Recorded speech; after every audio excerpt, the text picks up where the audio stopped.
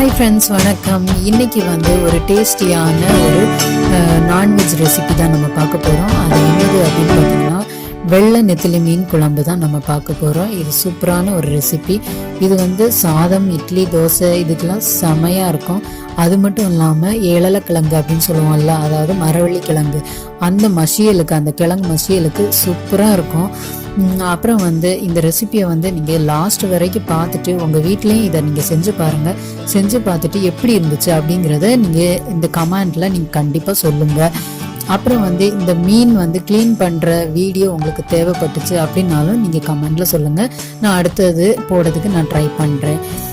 இப்போ இந்த டேஸ்டியான ரெசிபியை எப்படி செய்யலான்னு நம்ம பார்ப்போம். அதுக்கு முன்னாடி இந்த சேனலை சப்ஸ்கிரைப் பண்ணாமல் இருந்தீங்கன்னா ப்ளீஸ் சப்ஸ்கிரைப் பண்ணுங்கள். இப்போ தேவையான பொருட்களையும் நீங்கள் நோட் பண்ணுங்கள். இப்போ வாங்க வீடியோக்குள்ளே போகலாம். ஃபஸ்ட்டு புளியை ஊற வச்சுருங்க. இது இந்த கொடம்புளி பார்த்துருப்பீங்களான்னு தெரில. இதை பற்றி நான் ஒரு நாள் உங்களுக்கு கண்டிப்பாக சொல்கிறேன். இது நல்லா இருக்கும். மீன் குழம்புக்கு ரொம்பவே டேஸ்டியாக இருக்கும்.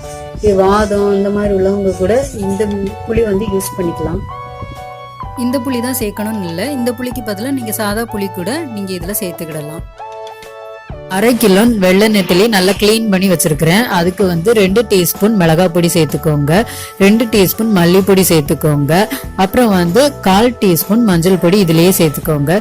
இனி அரைக்கிறதுக்கு தேவையான பொருள்: ஒரு மிக்சி ஜார் எடுத்துக்கலாம். அதில் 1/4 டீஸ்பூன் சீரகம் போட்டுட்டு 4 அல்லது 5 பல் வெள்ளைப்பூண்டு, அப்புறம் 20 சின்ன வெங்காயம் போட்டுக்கோங்க.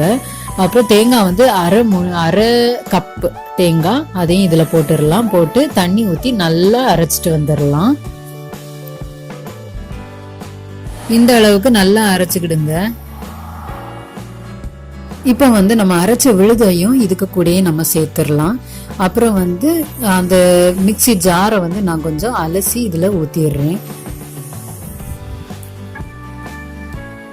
அப்புறம் இதுக்கு கூடயே நம்ம ஒரு 2 தக்காளி சேர்த்துக்கிடலாம். இதையும் சின்ன சின்னதாக வெட்டி வச்சிருக்கிறேன் இதே மாதிரி. அப்புறம் பச்சை மிளகாய் நான் ஒரு 5 வெட்டி வச்சிருக்கிறேன். இதே மாதிரி ஸ்லிப் பண்ணி வச்சிருக்கிறேன். அதையும் இதுக்கு கூடயே நம்ம சேர்த்துடலாம். அப்புறம் ஒரு முருங்கைக்காய், அதையும் இதே மாதிரி கட் பண்ணி வச்சிருக்கேன், அதையும் சேர்த்துடலாம். இப்ப ஊற வச்ச புளியையும் நம்ம இப்பவே இதுக்கு கூடயே நம்ம சேர்த்துடலாம். அப்புறம் இதை கொஞ்சம் மிக்ஸ் பண்ணி விடுங்க. தேவையான அளவு நீங்க தண்ணியும் சேர்த்துக்கோங்க.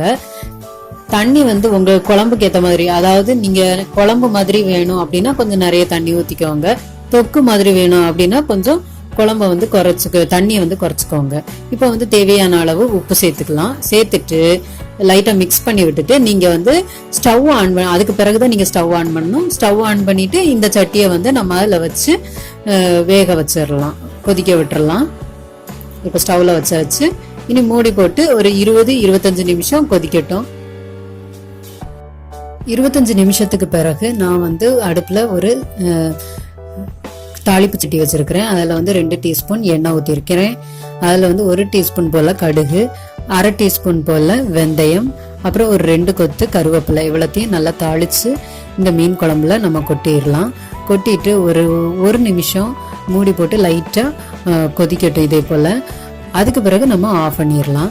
இப்போ 20-25 நிமிஷம் நான் கொதிக்க விட சொன்னேன்ல, அந்த சமயத்தில் நீங்கள் எப்பளும் ஸ்பூன் வச்சோ எதுவுமே பண்ணக்கூடாது. ஏன்னா மீன் உடையதுக்கு சான்சஸ் இருக்குது. அதனால எப்போமாவது நீங்கள் அந்த பாத்திரத்தை, அதாவது இந்த மீன் சட்டியை லைட்டாக சுற்றி விட்டா போதும் கையை வச்சு. அவ்வளோதான், நம்ம நெத்திலி மீன் குழம்பு சூப்பராக ரெடி ஆயாச்சு. சாப்பிட்றதுக்கு தயாராக இருக்குது. சாப்பிடுங்க. நீங்களும் உங்கள் வீட்டில் செஞ்சு பாருங்கள். இன்னொரு வீடியோவில் நான் சந்திக்கிறேன். பாய்.